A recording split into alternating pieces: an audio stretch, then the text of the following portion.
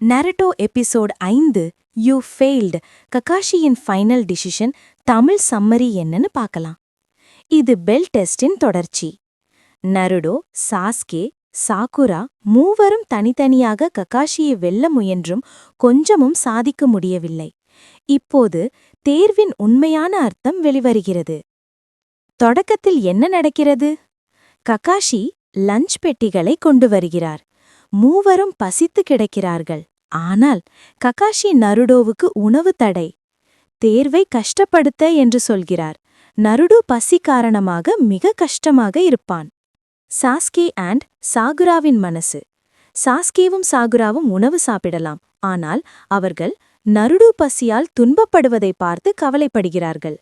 இறுதியில் அவர்கள் ரிஸ்க் எடுத்து நருடோவுக்கு உணவு கொடுக்க முடிவெடுக்கிறார்கள். இது விதிக்கு எதிரானது.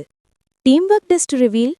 அவர்கள் நருடோவுக்கு உணவு கொடுத்த சில நொடிகளில் ககாஷி தோன்றி கோபமாக கத்துகிறார்.